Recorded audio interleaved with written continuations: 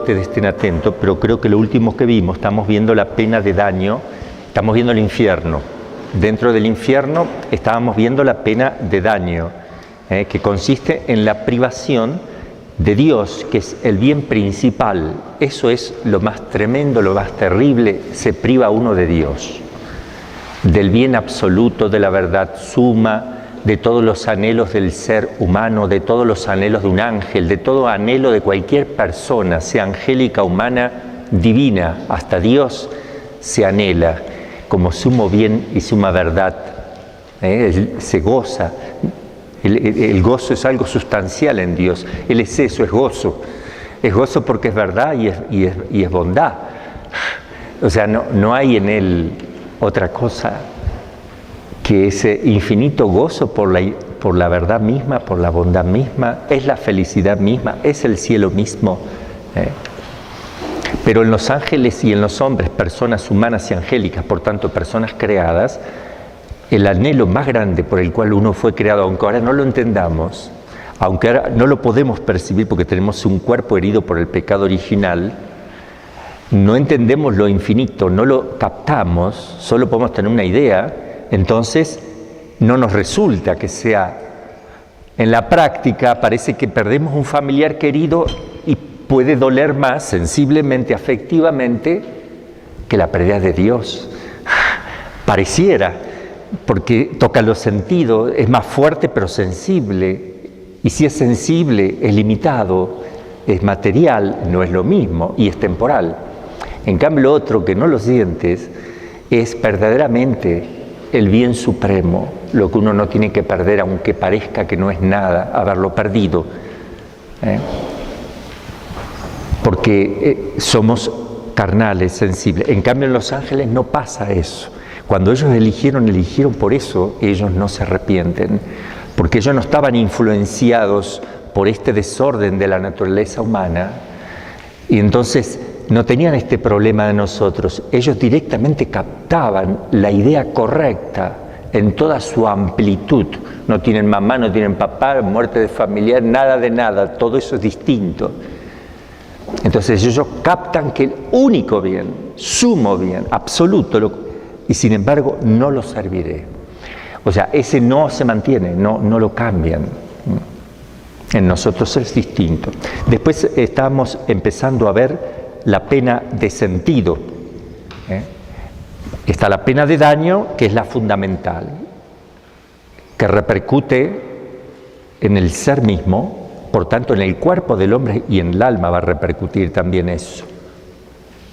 En los ángeles, en su ser espiritual, pero en el hombre, en el cuerpo y alma, cuando el cuerpo resucite.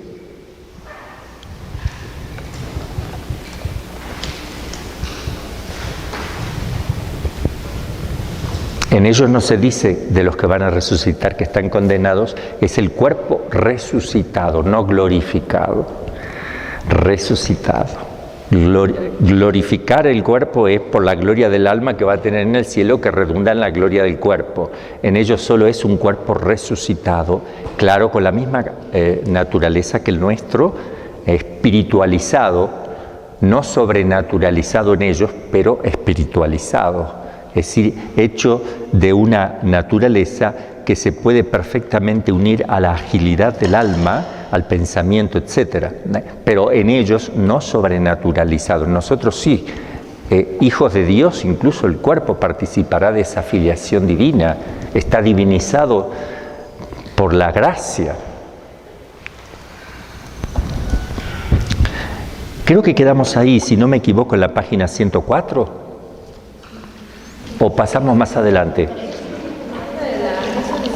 113. Wow, entonces vamos a ir resumiendo rapidito, solo.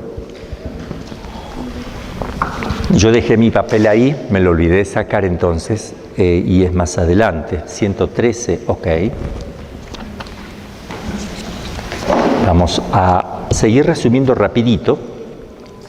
Veíamos el fundamento de la pena de sentido, el sentido, acuérdense, con el sentido con que se ofende a Dios, hacia ahora me acuerdo que le hemos hablado, ¿verdad? Con ese sentido se tiene que pagar y de ese modo, eso es justicia. De hecho, ya lo vamos a ver de vuelta resumidamente, solo los titulitos, van a ver cómo Sor Faustina habla en su visión de que cada uno con el sentido con que ha ofendido es el sentido que ahora padece. El goloso padecerá hambre tremenda, o sea, todo lo contrario, porque eso es justicia. El tema acá es la justicia que se aplica. En cambio, los que se salvan, se aplica la misericordia.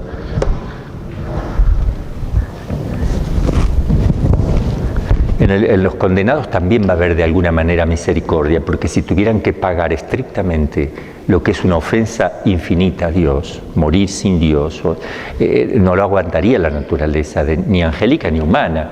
Por tanto, vamos a ver cómo también Dios tiene misericordia, porque lo dice también la Escritura. Tiene misericordia con ellos, porque no les da todo el rigor que deberían tener. No obstante, todo esto que estamos hablando, que parece una mínima sombra de lo que deberían, es tremendo, ¿no? Vimos la Sagrada Escritura que afirma también la presencia de un fuego, ya dijimos, de un fuego, por tanto hay purificación material del cuerpo, pero también es un fuego que toca el cuerpo glorificado, y si toca un cuerpo glorificado tiene que tocar también el alma y por tanto al ángel. Ese fuego es un fuego de naturaleza distinta, pero es material y que toca lo espiritual. Yo creo que analógicamente hablando ese fuego es como el cuerpo glorificado, de la misma naturaleza que ese cuerpo glorificado, que va a ser una materia distinta a la que conocemos nosotros, por el cual puede tener un dominio muy total sobre la materia que sí conocemos. Entonces el fuego tendría que ser de esa naturaleza para que sea compatible y que a su vez, como el cuerpo está espiritualizado, toca el alma al tocar el cuerpo y toca los espíritus que están condenados. Pero es un fuego en el sentido estricto de la palabra, aunque de naturaleza distinta de la que nosotros conocemos. Acá habla el magisterio, la razón teológica, que la hemos visto. Vimos los padres de la Iglesia, hablan de fuego real, de fuego verdadero.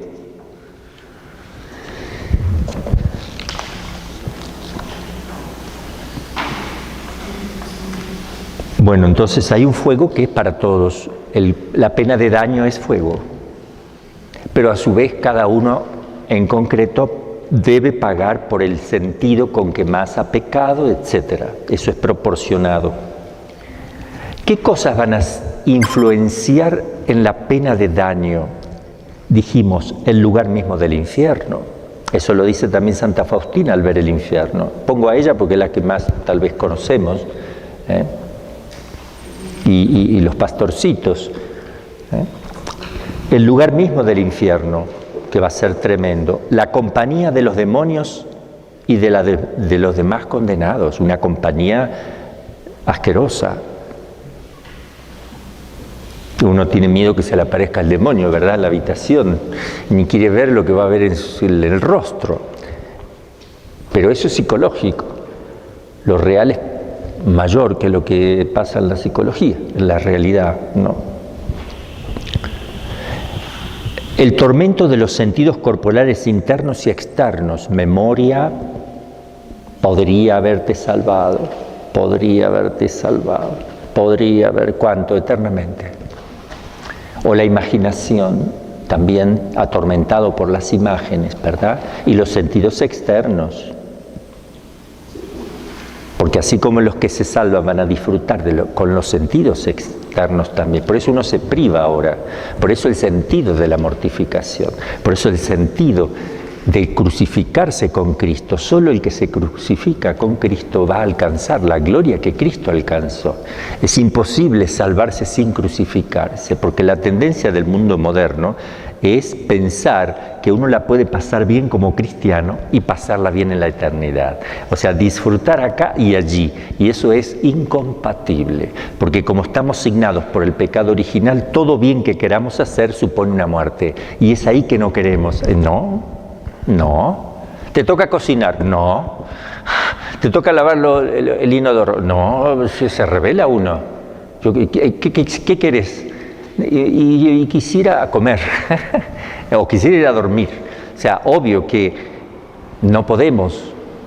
Entonces está lo que llama el cumplimiento del deber de Estado, que nos va santificando porque debemos hacerlo con amor, y si lo hacemos con amor, ese es el medio, lo de todos los días, lo que realizamos diariamente.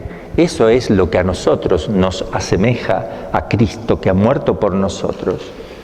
Nos estamos crucificando. Otra cosa que acompañará a los condenados es el gusano roedor de la conciencia. Hemos visto también el llanto y el crujir de diente, una expresión simbólica esta, no es como el fuego que es real, sino que la expresión del rechinar de dientes significa la rabia, la violencia, la rabia que hay en el infierno, ¿no? Y las tinieblas exteriores que van a invadir, unas tinieblas oscuras que a pesar de todo se ven los demonios entre sí, como nos enseña también tanto la Fátima como Santa Faustina, que son nuestros santos que hemos adoptado. Y la eternidad de las penas del infierno concluye con todas estas cosas, saber que es eterno. Eterno significa, nosotros ahora no tenemos la experiencia de saber lo que es eterno. Si a uno le dicen, a ver, ¿te duele la muela? Ya te atiendo. Te voy a dar un calmante, ya estoy, espérame eternamente y ya te doy el calmante. O sea, eternamente, ¿qué será? Mucho tiempo. No te lo voy a dar nunca. Nunca te voy a dar ese calmante. Pero acá hay que tener cuidado la terminología también, porque uno dice, bueno, van a sufrir por toda la eternidad, pero bueno, ¿y cuándo? Enseguida viene la pregunta, cuando termine, se acabará. Esa es la experiencia que tenemos aquí. Que tú te vas a lavar los baños y termina. Vas a cocinar y no te gusta cocinar, pero termina.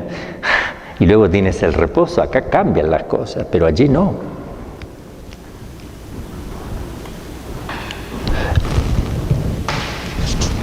Bien, entonces,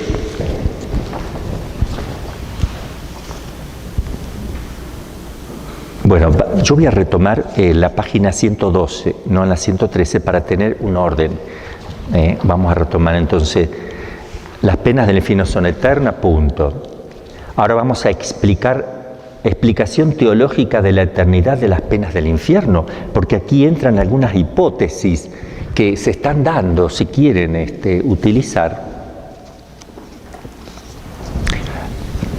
Entre paréntesis, para los religiosos solo, no importa, pero si no, ahora me acordé de algo, les mandé unas palabras del padre Amort, hermosísima antes de morir, obviamente.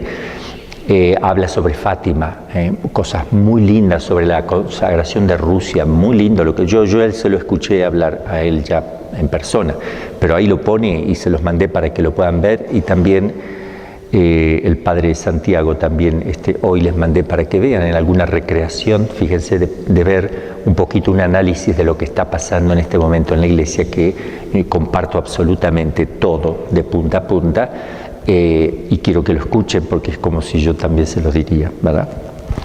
Bueno, entonces, explicación teológica. La razón teológica descubre que las penas del infierno no podrían tener término. Solamente podrían terminar, eso de eterno, podría terminar si se dieran tres cosas. Cualquiera de estas tres que vamos a nombrar, entonces sí se terminarían. Primero, porque el pecador repara sus faltas y se rehabilita. Si se rehabilita, entonces sí tendría que terminar. Y si repara y se rehabilita, tiene que terminar. Segundo, porque Dios le perdona sin que se arrepienta, porque no es imposible arrepentirse. Que le perdone igual, sin que se arrepienta. Sería la segunda posibilidad de que se termine. Tercero, porque Dios le aniquila, es decir, lo disuelve, hace que desaparezca, así como aparece la materia del pan cuando se transforma, cuando se multiplica. Aquí sería al revés. Uno deja la existencia. Vamos a analizar esto. Bueno, por un lado, uno a veces no entiende, porque uno dice, yo quisiera no estar antes que estar en el infierno. De hecho, hay gente que dice, en este mundo, yo quisiera no estar en este. Basta de sacarme este problema que me atormenta día y noche, una angustia, un problema, una deuda, lo que quiera, y se quita la vida. Porque en realidad está buscando un bien. Él no está buscando un mal, se equivoca en el bien, en donde pone el bien. Él cree que es un bien porque se saca un problema. Ese es el factor, él se saca el problema. Se saca la muela, digamos, que le estaba causando un problema. Se ahorca. Pero se engaña porque la vida no termina, sino que se prolonga y se tiene en cuenta lo que yo hago aquí. Pero la conservación del ser la van a querer tener. O sea, quisieran que no, pero quisieran que sí. El ser no se puede aniquilar. Lo que tiene existencia espiritual, como el alma, podría aniquilarse otra cosa, pero de hecho sabemos que la materia se transforma, eso lo dice la física, que ve que se va transformando en una cosa, en otra. Todavía no se ha demostrado la aniquilación de algo, porque tampoco se puede demostrar cómo aparece. Porque si se puede demostrar que se aniquila, es lo mismo que si apareciera. ¿Me entienden? O sea, se necesita un milagro para la aniquilación, porque solo no se produce. Se necesita un milagro para la creación. A ver, que este vaso se aniquile y desaparece. Eso no, nada, ni una partícula está demostrada que ha sido aniquilada. Ha sido desaparecida, sí, porque aparece de otra forma, de otro modo, en una energía, en lo que sea, se transforma. La materia prima, forma sustancial, acuérdense los que vieron filosofía, la forma va cambiando, la materia no. Materia prima no cambia, aunque la materia prima no es nada si no tiene la forma.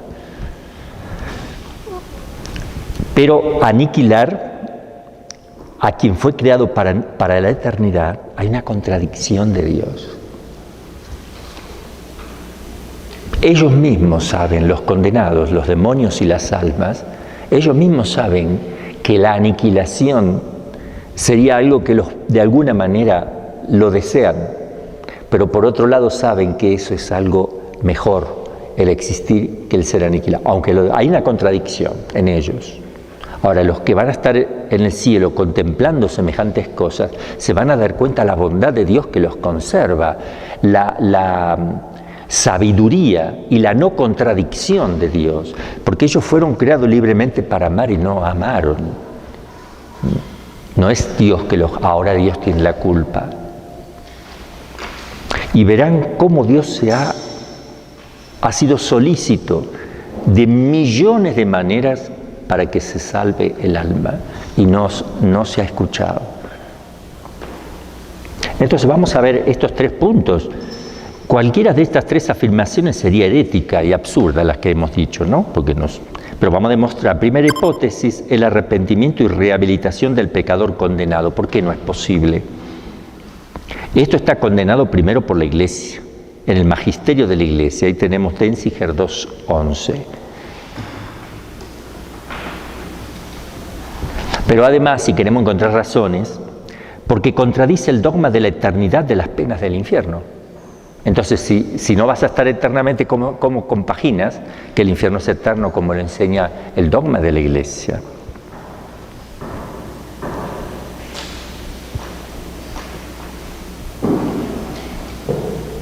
Porque el pecador no puede arrepentirse sin la gracia preveniente de Dios, que no va a querer recibir jamás, por haber cesado con la vida humana, el tiempo de la gracia y del arrepentimiento. Cesa, cuando tú mueres cesa todo.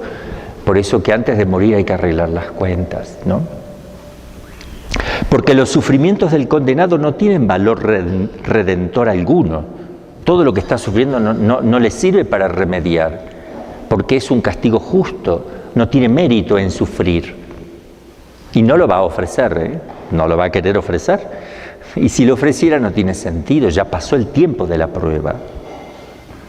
Porque el pecador en el infierno está tan obstinado en su maldad, que rechazarían el acto, la gracia del arrepentimiento, si Dios se la ofreciera misericordiosamente. Pero Dios no tira perlas a los cerdos ni margaritas, porque los cerdos la pisotean y se vuelcan contra Él.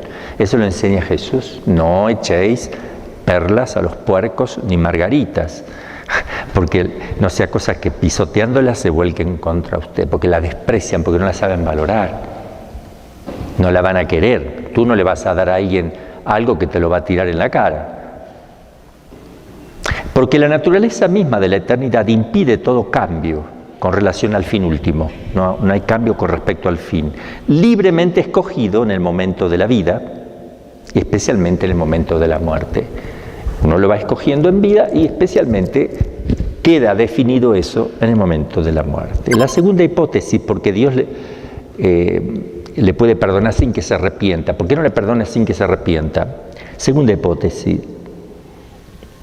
Esta hipótesis es también herética y absurda. Herética porque contradice el dogma infalible de la eternidad también. Y es absurda porque contradice los mismos atributos de Dios que reclaman y exigen la eternidad de ese infierno.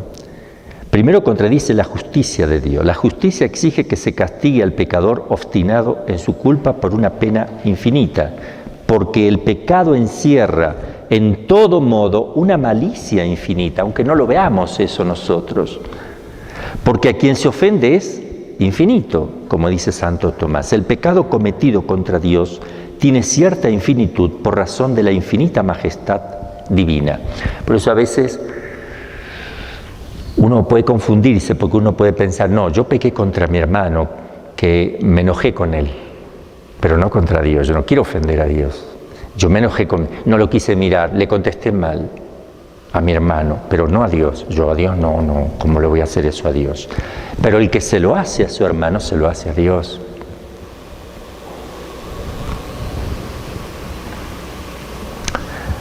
Y toca lo infinito. Toca el ser infinito. Si lo ofendes levemente a tu hermano, levemente tocarás a Dios, que es infinito.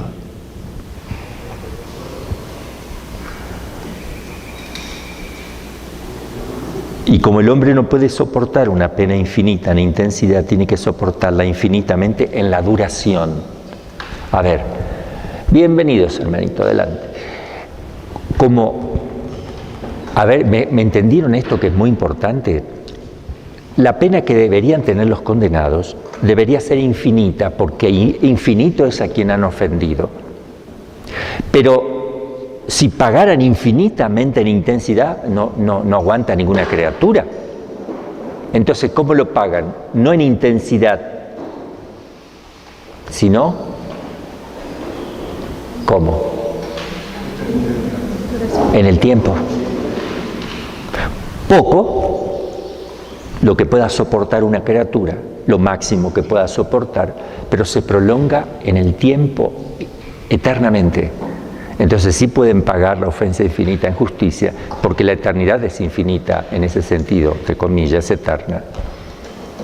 Entonces no por la intensidad, porque no lo podrían soportar y por eso Dios tiene misericordia, porque si no soportaría, pero lo que no se puede en intensidad, se puede en el llamado tiempo, que en realidad no es tiempo, la eternidad.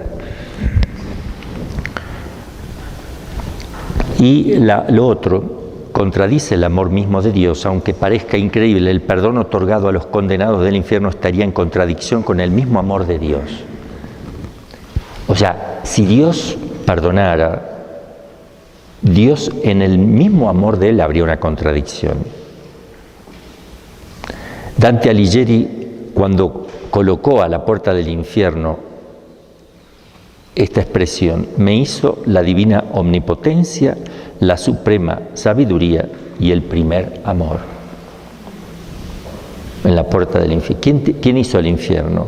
La divina omnipotencia, la suprema sabiduría y el primer amor. El amor no violenta la voluntad libre. Por eso Dios, si le quisiera perdonar, los violenta. Los esclaviza peor que cualquier esclavo en este mundo. Los somete a la contradicción más grande que pueda haber si les perdona. porque tendría que obligarlos. Tendría que obligarlos en una especie de contradicción que sería peor que el infierno. Se verían más violentados, más terriblemente violentados. Por eso en el infierno no hay amor, porque el amor los aniquilaría de tanta contradicción. Entonces, que Dios no los quiera perdonar a costa de ellos, porque ellos no se van a arrepentir, va contra el amor.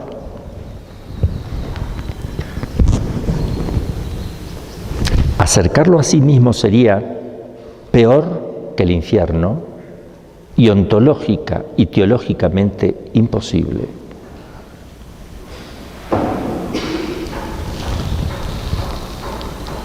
Y lo otro, el aniquilamiento de los... ¿Y por qué no los aniquila ese término? Eso contradice la sabiduría de Dios, que algo ya les dije, y la justicia contradeciría. La sabiduría, porque sería como una rectificación. Me equivoqué. Lo que estamos diciendo es una cosa para que la entendamos, pero va más al fondo. Una contradicción in terminis. Acuérdense que una cosa es que sea contrario y otro que sea contradictorio. El mayor insulto a un ser inteligente es decirle que sea contradicho. Porque acuérdense, lo contrario no es lo contradictorio. Contradictorio es como una persona no piensa, es lo más bajo del pensamiento, es el insulto más grande a un intelectual. Si no, no es blanco-negro, es blanco no blanco, negro no negro, eso es contradictorio. El blanco es contrario al negro, no hay problema. Puedo poner cosas contrarias, pero no contradictorias. De tal manera de decir, este hábito es azul, no azul. ¿Cómo? Azul, no azul. ¿Cuál de los dos? Los dos a la vez. Eso Dios, y aplicárselo a Dios. Esto es un cuadrado redondo. A ver, pase alguien a dibujarme un cuadrado redondo. Sin embargo, no es contradictorio, es contrario. Porque lo contradictorio sería un cuadrado no cuadrado. Redondo no redondo. No se me duerman. No sea cosa que se caigan al precipicio, durmiéndose. Bien. Contradice la justicia en el orden metafísico. Es mejor existir que no existir, aunque sea sufriendo, objetivamente, no subjetivamente. Subjetivamente no, pero objetivamente sí.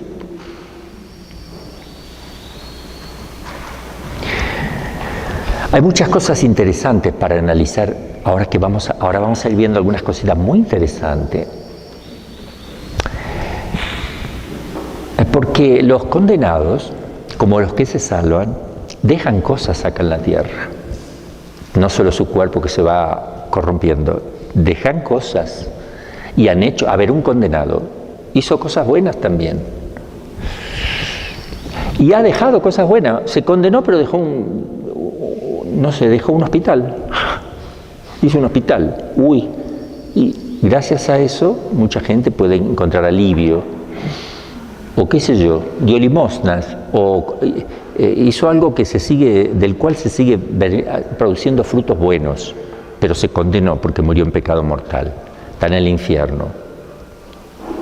Mientras se van haciendo cosas buenas, ¿no podría disminuírsele un poco algo? Seguramente hasta el fin del mundo, porque después que se termina el fin del mundo, el bien no se sigue propagando porque no estamos más sobre la tierra, pero al menos hasta el fin del mundo. ¿Podría uno ir de alguna mitigando ciertas cosas?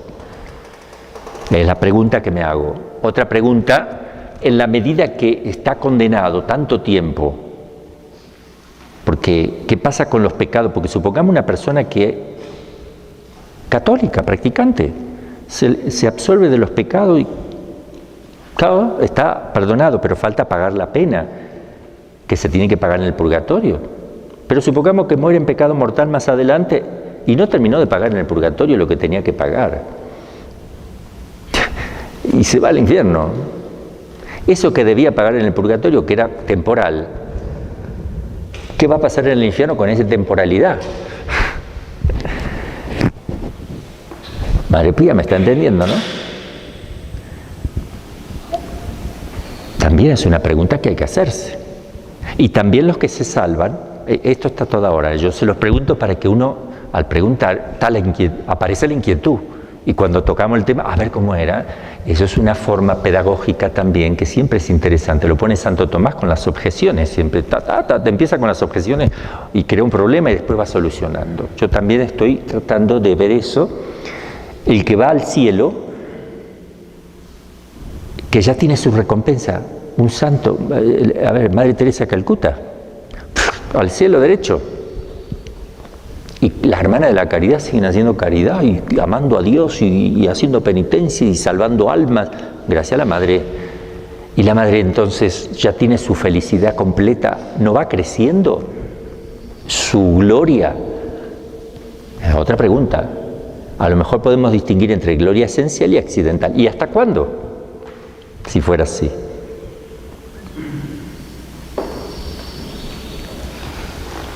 Por eso yo escribí un libro, al menos uno,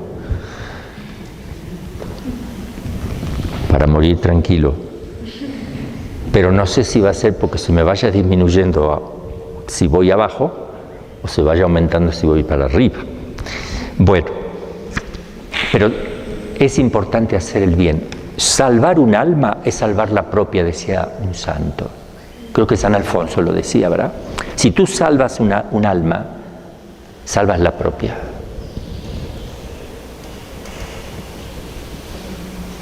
Y hablando de las almas del purgatorio, ahí lo que voy a decir, yo lo digo más, que ha habido casos donde ya les dije, hay personas que han visto sombras, movimientos, no se alcanzan a ver, no se deja ver como pidiendo oración.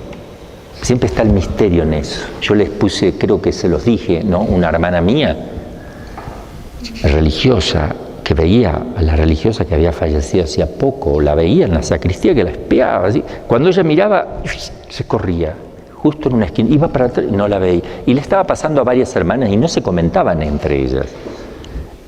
Y después sí, llegó un momento que empezaron a mí también, yo también la vi, O sea, que sí era y que no era, que sí era y que no era. Vienen a pedir oración. Yo ya se los había dicho eso, pero no sea cosa que nuestro hermano Cristian esté también pidiendo oraciones.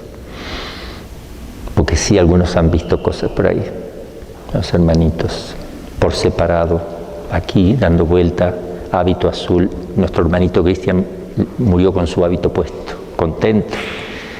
Por eso yo quiero que recemos por Cristian, porque sí lo han visto por separado y no una sola vez. Cuando vivíamos aquí. ¿Mande? Cuando vivíamos aquí, una hermanita de la religiosa. Bueno, ahí hay que rezar por esa religiosa también, con nuestro hábito, y no será la hermana ajena. Pero fue cuando las veces que estaba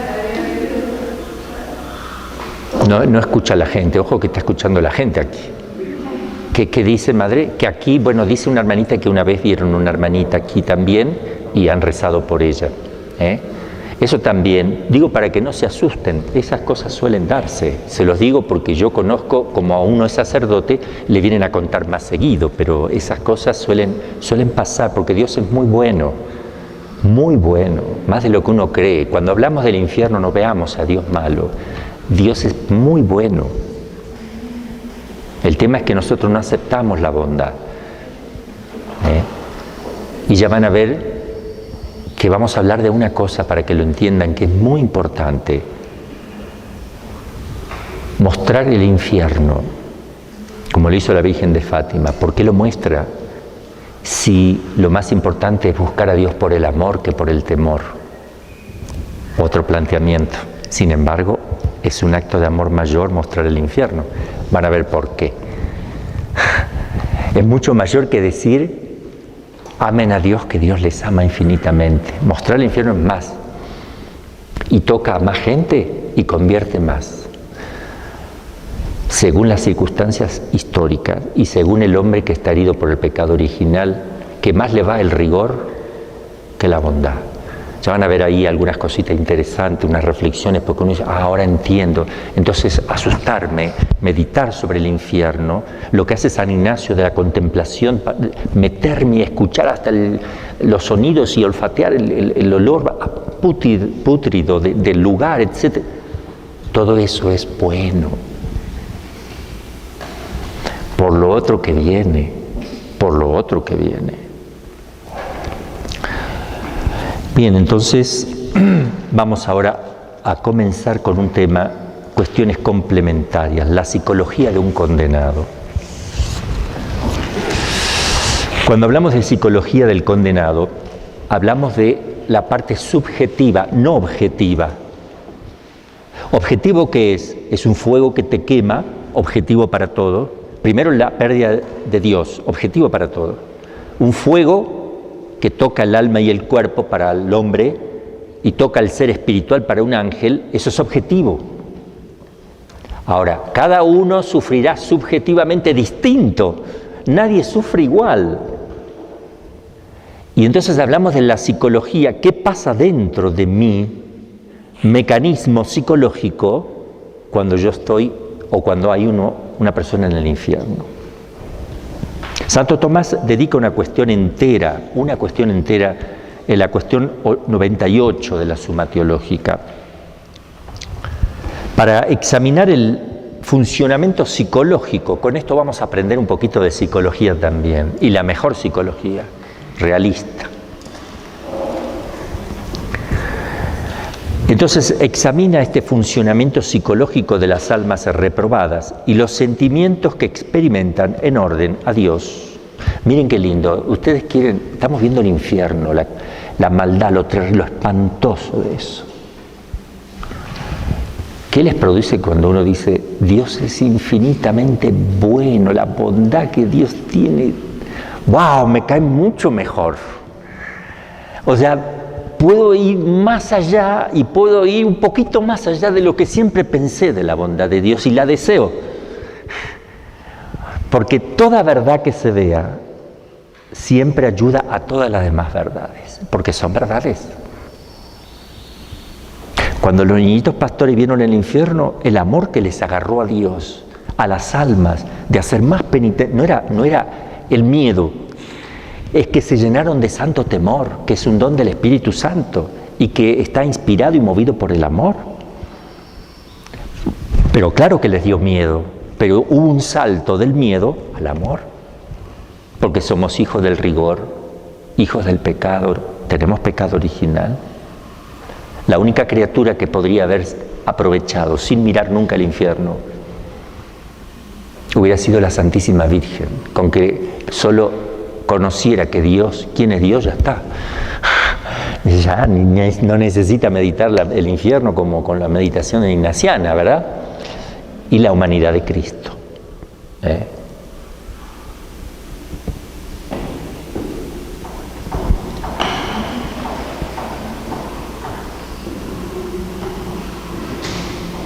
Con lo que ustedes vean qué duro y qué fuerte fue el pecado de Adán y Eva.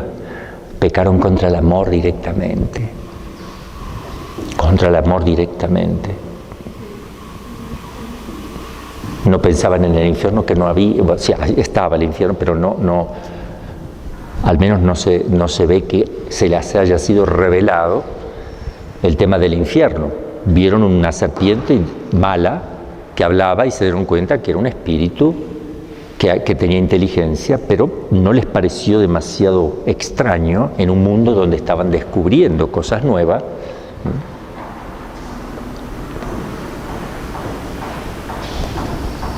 Bueno,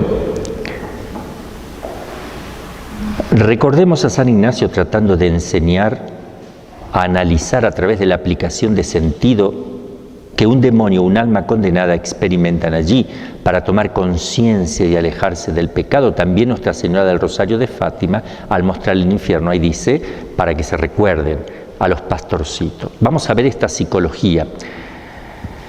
Vamos a ver qué pasa en el entendimiento, qué ideas van a circular.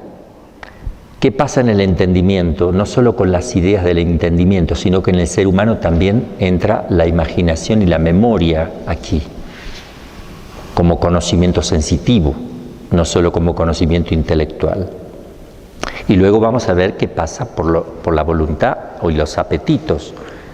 La voluntad en el orden espiritual, el querer más profundo y el apetito sensible también. En el entendimiento se pueden usar de la ciencia adquirida en este mundo. También vamos a ver si el que está en el infierno puede usar lo que conoció y adquirió como ciencia en este mundo, si lo va a poder seguir usando, porque si yo conozco quién es Dios, si yo experimento qué se siente, cómo se siente el amor de Dios también, por ejemplo, yo puedo tener una experiencia de amor de Dios, cosa que en el infierno si yo me condeno no la voy a tener jamás. Pero yo me puedo ir con esa idea de lo que eso fue, sí o no. Pues si yo pudiera y me viene a la memoria lo que fue eso, tremendo. Eso lo vamos a plantear, acá lo plantea Santo Tomás. Obvio que sí, ¿no? Pero vamos a dar un argumento teológico y uno filosófico. Después vamos a ver en el entendimiento si los condenados piensan en Dios. Sí o no, y si piensan, ¿qué piensan? ¿Qué pueden pensar de Él? Se lo plantea Santo Tomás. Mire, Santo Tomás, wow. Otro tema de la inteligencia, si ven la gloria de los bienaventurados, si pueden con el entendimiento captar el bien de los que se han salvado, más que verlo con la vista, ¿no? O también si les es revelada, podríamos añadir, si les es revelado a ellos, cuánto aman a Dios allá. En cuanto a la voluntad en sí misma primero, si la voluntad de los condenados es mala por sí misma,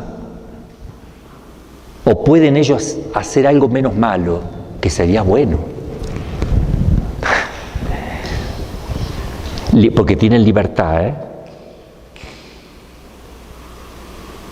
Ellos, por ejemplo, los demonios tienen libertad de seguir haciendo el mal o no. Y hay de aquellos que sigan haciéndolo, porque se les aumenta la pena, que ellos saben. Por eso no quieren salir de los posesos, porque inmediatamente la pena se le va aplicando.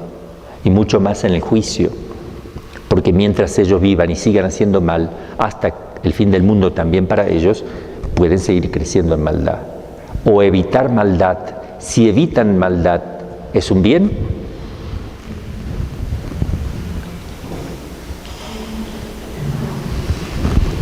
¿Por qué no hacemos un debate, Simón?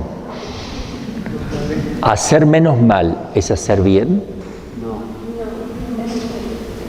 Matar un niño, hacer un solo aborto y hacer 3. El que hace solo uno, ¿hizo una maldad mayor que el que hizo 3? Entonces hizo un bien menor. Hizo un bien porque no mató a otros 2. No mató a otros 2. ¿Cómo no hizo un bien? Lo menos malo no es un bien. Bueno, siempre es malo. Bien, todo esto lo digo por la gente que nos... por ustedes también y por mí también. Siempre es malo. El menos mal siempre es mal. Entonces el castigo, porque todo tiene su castigo, será menor, pero siempre será un daño para ti. No te van a recompensar el menos mal. A no ser que te arrepientas. En esta vida, sino en la otra. Entonces, en sí mismo, si su voluntad es mala, si son malos, si quedaron hechos malos, digamos que no pueden hacer nada que sea un bien, Por ejemplo,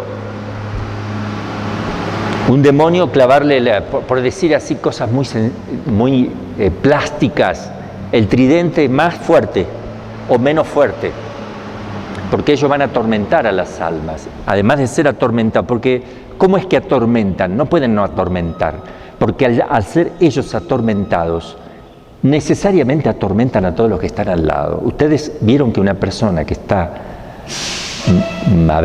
muy nerviosa, pone nervioso al que está al lado, o influye el ser de uno. Una persona apacible, tranquila, produce alegría y bienestar. Entonces, también los condenados, ellos no pueden no influir haciendo daño en todos los demás. Otra cuestión de la voluntad, si se arrepienten de sus pecados. Una cosa es el remordimiento de los pecados, otro es el arrepentimiento.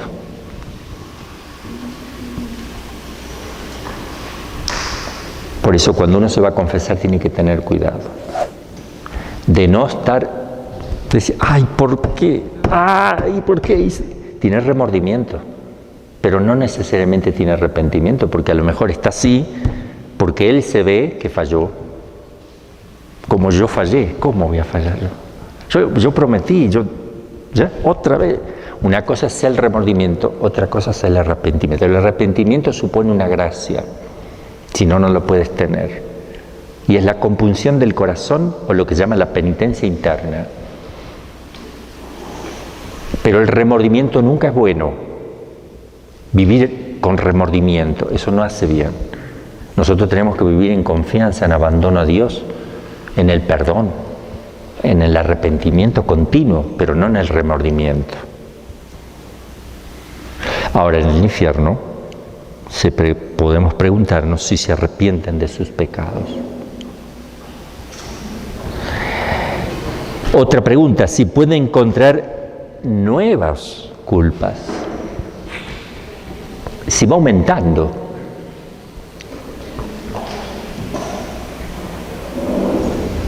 Tal vez mientras todavía existe este mundo, puede ser que sí, porque siguen haciendo daño con lo que hicieron, pero una vez que termina todo, se aumenta por el mal que van haciendo a su vez.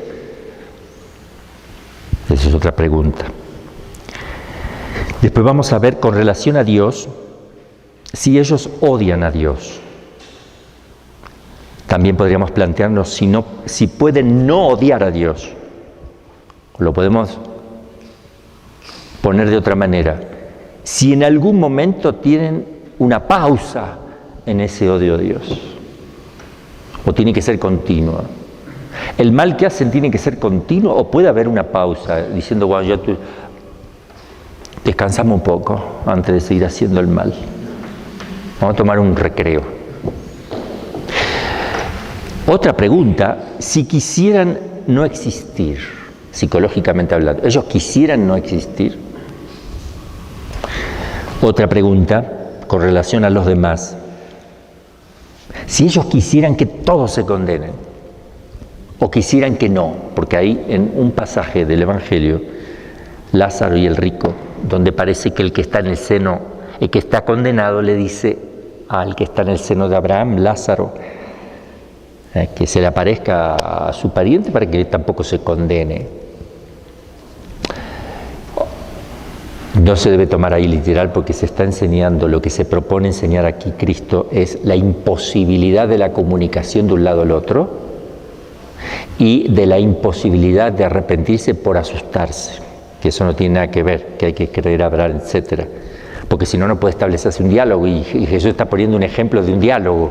Entonces, obviamente, algunos dicen que no, que en realidad no se condenó, está en el purgatorio, porque como en el purgatorio hay amor, no quiere que el otro venga al purgatorio. Yo no soy partidario, eso es una interpretación moderna, pero los padres de la Iglesia siempre vieron el infierno como el lugar del condenado.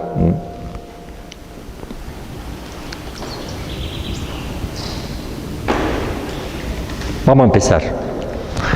La primera conclusión. Los condenados recuerdan las cosas que conocieron en este mundo, pero únicamente como materia de tristeza, pero no de deleite.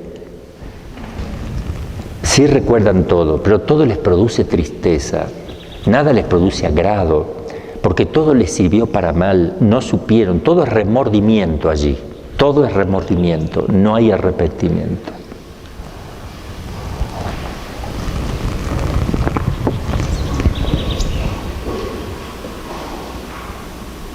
El remordimiento es el rechinar de dientes. Por eso tengan cuidado y tengamos cuidado todos los que están escuchando. No confundamos el arrepentimiento con el remordimiento, porque podemos estar confesándonos por remordimiento, pero no por arrepentimiento. Por eso volvemos a lo mismo, porque son mis fuerzas, ¿eh? No lo voy a hacer más. ¡Tap! Me pongo más duro todavía. Próxima, no puede ser que yo no pueda superar esto. ¡Tac! Voy y me confieso.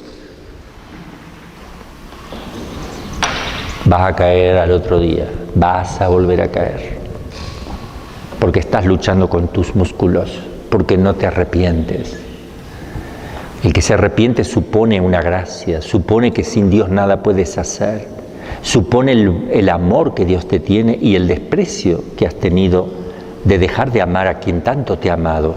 Por eso que para el arrepentimiento es verdadero y no para el remordimiento, siempre hay que hacer el examen teniendo en cuenta adelante Cristo crucificado, para que realmente te muevas a compasión y no te muevas por remordimiento, por soberbia, ¿no?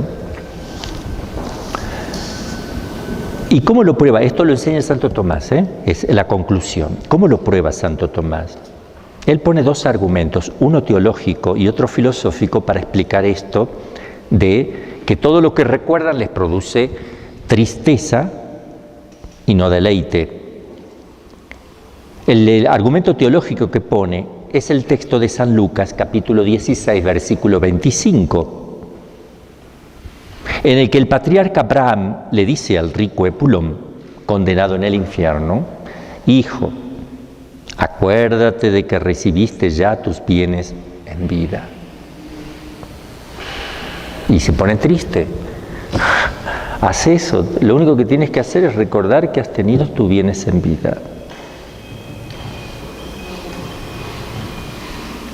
El segundo, el filosófico, es el hecho de que las especies inteligibles, es decir, las ideas que yo tengo, que abstraída de las cosas, las ideas mías con las que yo me voy a ir para el otro lado, permanecen en el alma separada, no se pierden esas ideas.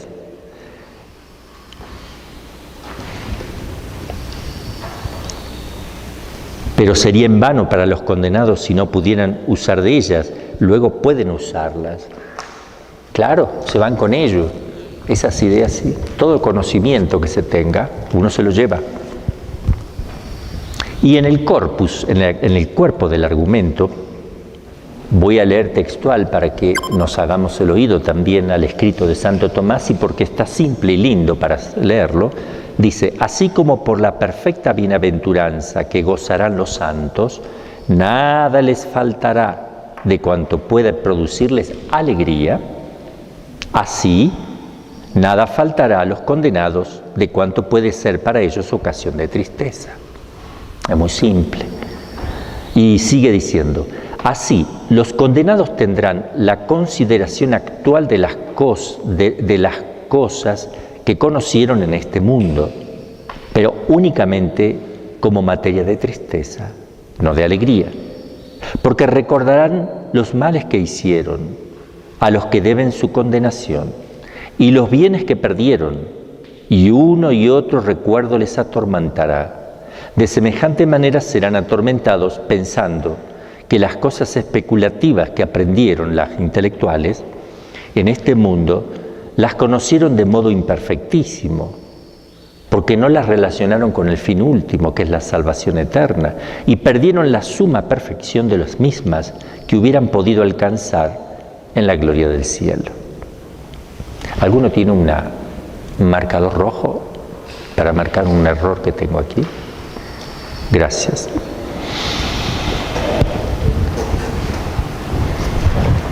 Gracias, Dios se lo pague. Yo voy corrigiendo los apuntes para que la gente que vaya a tener tenga todo ya corregidito. Por eso cuando empiecen a salir el curso, yo voy a solo publicar la mitad de los apuntes, porque la otra mitad tengo que corregirlo aún y no me gustaría que haya errores para los que van estudiando. Así que le voy a dar la mitad para que vayan estudiando a medida que vayan escuchando las pláticas. Luego mandaré la otra mitad.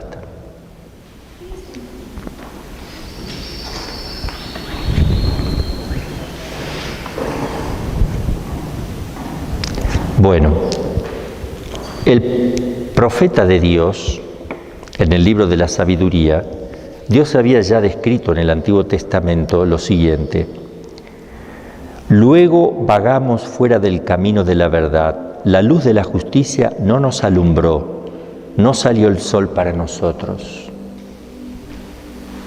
Nos hartamos de andar por sendas de iniquidad y perdición, atravesamos desiertos intransitables, pero el camino del Señor no lo conocimos. ¿De qué nos sirvió nuestro orgullo? ¿De qué la riqueza y la jactancia? Todo aquello pasó como una sombra, como noticia que va corriendo, como nave que atraviesa las aguas agitadas, y no es posible descubrir la huella de su paso ni el rastro de su quilla en las olas. En efecto, la esperanza del impío es como brizna arrebatada por el viento, como espuma ligera acosada por el huracán. Se desvanece como el humo con el viento, pasa como el recuerdo del huésped de un día. Los justos, en cambio, viven eternamente. En el Señor está su recompensa y su cuidado a cargo del Altísimo. Qué hermoso para reflexionar, ¿verdad? Hermosos textos. Todo esto lo pueden meditar. Hay que meditar estas cosas. Podemos ir con este librito a meditar. También textos hermosos de la Escritura, de Santo Tomás. Todo lo que se estudia en teología es causa de contemplación, debería serlo. Vamos a ver el conocimiento natural que se tiene en este mundo, lo que naturalmente se... El estado de condenación no cambia la naturaleza intelectual de los demonios o de las almas condenadas, ni disminuye sus conocimientos naturales. Cuando uno se condena no es que se disminuya, se sigue eso. Lo dice Santo Tomás, lo enseña en la Suma Teológica.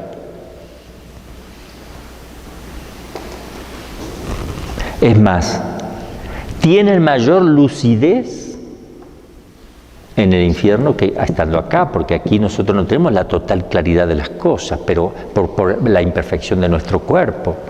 Por tanto, en el infierno se van a ver con más claridad las cosas, no para agrado o apetito o para fruición de ellos, ¿no? Pero se ve así porque así es un alma separada, y después con el cuerpo glorificado es lo mismo, porque el cuerpo ya no es un impedimento para la luz intelectual. La inteligencia de los condenados conserva la luz natural y la ciencia natural especulativa adquirida en este mundo. Todo lo que aprendiste, si aprendiste a hacer un pastel, lo seguirás sabiendo, pero no te va a servir allá, ¿no? Sabrás cómo se hace un pastel. Pero carece de la rectitud del juicio práctico para realizar un acto moralmente bueno. No lo va a hacer nunca más bueno. Si hace un pastel, le hará un pésimo pastel para obligarle a comer a uno que tenía gula todo el tiempo. Por decir, estoy diciendo un disparate, ¿verdad? Pero para que me entiendan que no es para un bien lo que... No tienen noticia alguna de lo que ocurre en este mundo. Ellos no saben lo que está pasando, que es otra de las cosas que quisieran saber. No saben, a no ser que Dios se los dé a conocer, o otros demonios tengan la autorización, porque el demonio sabe cosas, o que alguien que murió hoy, se condenó, le transmita a otro para dañarlo, lo que pasó con tu mamá, con tu tío, qué sé yo, para que sufra más, también puede ser, llega con noticias que el otro no tenía. Aunque la mentira es lo que va a caracterizar allí, así que no se sabe lo que va a ser verdad. La intensidad de sus penas no impedirá que los condenados puedan considerar clarísimamente todo cuanto puede serles ocasión de dolor. Ni el transcurso del tiempo les hará olvidar ninguna de estas cosas, porque el tiempo no hay olvido de la memoria allí. aunque en la eternidad no hay tiempo y no cabe, por consiguiente, el olvido.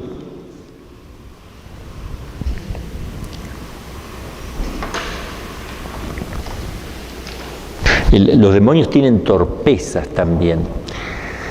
Eso uno lo ve como exorcista. Cometen errores. Son muy inteligentes, muy agudos, pero cometen algunos errores, por el cual uno descubre engaños. Si no, no podríamos. Pero el pecado los entorpece. El conocimiento sobrenatural. Esto es natural. Ahora, lo que yo conozco acá en esta vida, sobrenaturalmente, los sacramentos, la vida de la gracia, la maternidad divina, todas las cosas que yo conozco porque me fueron reveladas, pero yo me condeno a esas cosas que conocí sobrenaturalmente. ¿Conservan los demonios y condenados el conocimiento de las verdades de la fe que adquieren antes de su caída o durante su permanencia en este mundo? Sí, pero ese conocimiento ya no es sobrenatural o virtuoso. Él no está conociendo por la gracia. Es un recuerdo de lo que conoció, sino meramente natural y para su mayor tormento. Porque dice Santiago, capítulo 2, versículo 19, también los demonios creen y tiemblan. O sea, es creer, pero no es fe. Fe informada. Tienen la fe informe, tienen el conocimiento de lo que conocían. Nada más. Saben que en la Eucaristía está Cristo. No hay amor, es una fe muerta, pero saben hasta tal punto que el mayor sacrilegio posible es la profanación eucarística acá en este mundo. No hay otro mayor, porque es presencia real. Y es lo que sucede, sobre todo cuando se va acercando el mes de agosto, ¿no? Cada año. De octubre. Cada año, donde comienzan un mes o dos antes, ya empiezan los robos y profanaciones, y tal vez un poquito antes, porque saben que si todo fuera muy cercano, las iglesias cerrarían y estarían, más o menos, antes de eso, pero es para profanar esa noche, ¿no? Especialmente. La noche que muchos somos cómplices por disfrazarnos y somos cómplices de todo eso que se hace cuando nosotros aceptamos estos cultos, directa o indirectamente, somos cómplices de todas las profanaciones, sacrilegios y todo lo que se hace con Halloween. Si yo tomo parte en ello, aunque sea mínima, entonces miren, lo vemos eso en la parte, en la justicia humana. A ver, si tú robas un banco, entran 5 a robar el banco. Uno se llevó, abrieron la caja fuerte, cada uno manoteó lo que pudo. Uno sacó 20 millones de dólares, el otro alcanzó a sacar 100, el otro sacó $1, agarró al vuelo y venía la policía y lo agarraron a los 5. El que robó $1 le van a dar la misma cantidad que el que robó los 5, porque todos robaron lo mismo, no importa cuánto.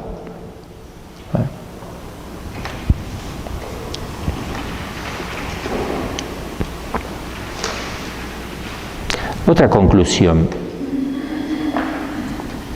Los condenados piensan en Dios, pero únicamente en cuanto ese pensamiento puede producirles tristeza, porque no hay cosa que le pueda consolar a ellos. Dios puede ser considerado de dos modos: en sí mismo, o sea, en lo que le es propio, por ejemplo, en cuanto principio de donde procede toda bondad. Eso lo saben los demonios, que Él es el principio de toda bondad. En este sentido no pueden pensar en Él sin alegría. En este sentido no puede pensarse en Él sin alegría o deleite, porque lo que los condenados no piensan jamás en Dios de esta manera. No lo ven a Dios como el primer principio que produce alegría, etcétera, ¿no? En cuanto a algo que le es como accidental o en sus efectos tales como castigar, Dios es el que castiga. En este sentido, el pensamiento de Dios puede inducir a tristeza y de este modo es como los condenados piensan en Él. No lo piensan como el principio de la bondad de todas las, ¿no? Porque eso produce deleite, como el principio de la belleza tampoco, pero de la justicia, de que da a cada uno según lo que merece, etc. Pero eso le produce tristeza, lo ven bajo esa formalidad a Dios. Otra conclusión, los condenados ven, con la inteligencia, en cierto modo la gloria de los bienaventurados hasta el día del juicio. Pero van viendo, porque Dios se los muestra, porque de alguna manera eso es algo que, bueno, acá lo dice Santo Tomás así. Para probarlo, Santo Tomás se apoya en el texto de San Lucas, capítulo 16, versículo 23, donde dice que el rico Epulón vio desde el infierno al pobre Lázaro en el seno de Abraham. ¿Lo dejó ver el Señor? Sí, lo deja ver. Y escribe esto Santo Tomás.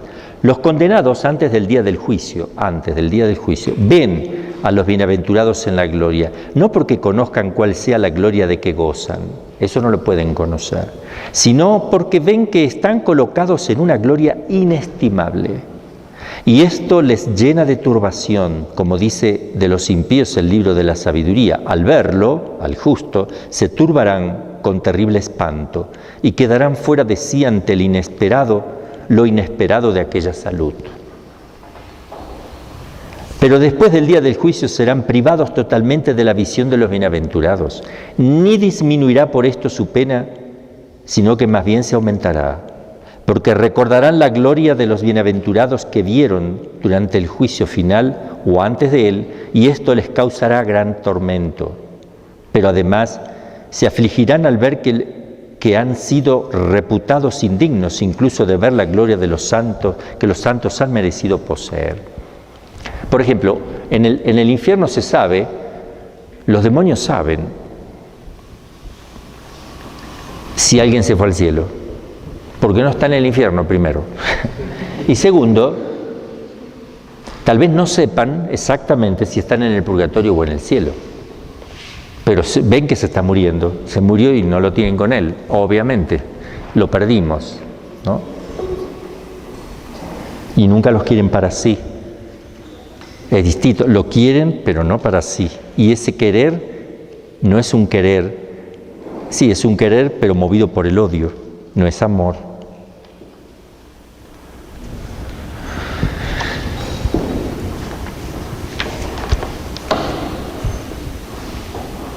Hay unas objeciones aquí, lo vamos a leer para objeción, que se pone Santo Tomás una objeción con esto. Dice, ignorando los condenados las cosas que pasan en este mundo, parece que deben ignorar con mayor motivo la bienaventuranza eterna antes del juicio final.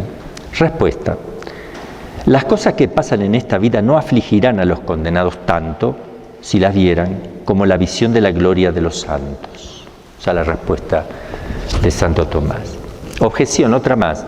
No debe concederse a los condenados lo que en esta vida solo se concedió rarísimamente y por gran favor a algunos santos, como a San Pablo, que fue arrebatado hasta el tercer cielo. O sea, dice, ¿por qué le van a dar a los demonios lo que solamente algunos santos pudieron ver, de que algunos han llegado a la gloria, etcétera? Respuesta, en el caso de los condenados es muy distinto, porque no se les concede esa visión experimentando y esperando la futura gloria, como a San Pablo, sino todo lo contrario, para mayor dolor y confusión. Otra conclusión. ¿Cuánto falta para que toque el recreo? 7. Vamos a ver esta conclusión.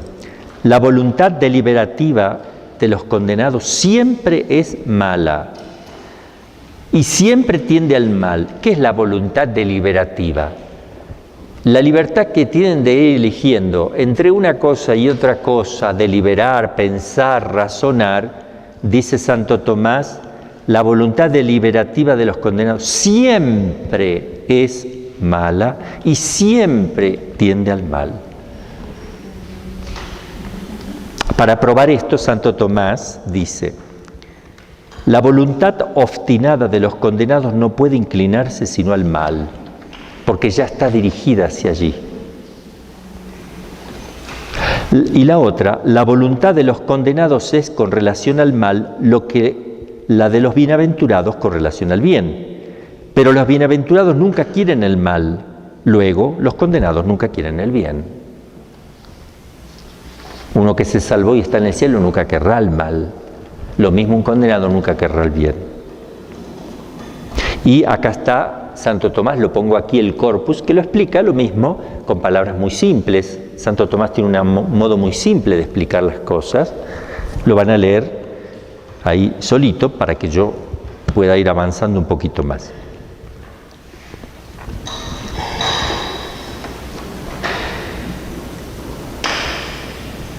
Ahora, el mal, para los condenados, el mal nunca es algo apetecible, deseable por sí mismo, nunca. Pero la malicia de los condenados les hace buscar ese mal como si fuera un bien. Es como que se alimenta de lo que no le gusta. Es como comer algo espantoso. Ni siquiera pueden practicar los actos de virtud puramente natural o política que acaso practicaron en este mundo. A ver, un hombre que se condenó, pero era bondadoso con la gente, pero no con Dios. ¿Va a ser bondadoso con los condenados y odiar a Dios? No, no va a ser bondadoso con los condenados. No solo porque en la otra vida no existe ya la sociedad civil, sino porque, aunque la hubiera, esas virtudes naturales permanecerían atadas por la obstinación de la mente. Otra conclusión, tenemos tiempo para la quinta. Los condenados no se arrepienten en modo alguno de sus pecados en cuanto son ofensa de Dios. Como ofensa de Dios no, porque ellos quieren que Dios sea ofendido. Sino que permanecerán eternamente obstinados en su maldad. Se arrepienten solo porque es un daño para ellos. ¿Entienden? No porque es una ofensa a Dios. Por eso es remordimiento, no es arrepentimiento. Y Santo Tomás expone esto diciendo, de dos modos puede acontecer el arrepentimiento de algo. Ojo, él usa la palabra arrepentimiento y hay que ver cómo está traducido, ¿no? Pero no es arrepentimiento. Bueno, vamos a usar el arrepentimiento, a ver qué dice. De dos modos puede acontecer el arrepentimiento de algo. De por sí, per se o por sí mismo, o por alguna circunstancia accidental, per accident. Se arrepiente del pecado de por sí el que lo abomina precisamente porque es pecado y no otra cosa, y esto sería el verdadero arrepentimiento.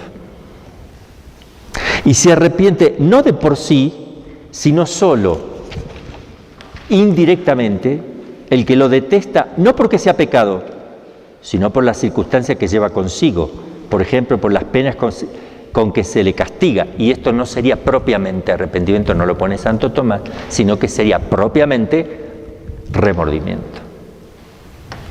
Ahora bien, los malos no se arrepentirán nunca del pecado en el primer sentido, por el pecado mismo, porque permanece en ellos la voluntad de la malicia del pecado, pero se arrepentirán o tendrán remordimiento del segundo modo, per accident, en cuanto se afligen de la pena que sufren por el pecado, aunque sin renunciar a él nunca. Por tanto, no están arrepentidos,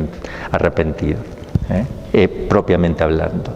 Así, ¿a qué se debe esa obstinación satánica en el mal? Santo Tomás lo explica poniendo dos razones, una de tipo psicológico o natural y otra de tipo teológico o sobrenatural. A ver, ¿por qué esa rabia que tienen?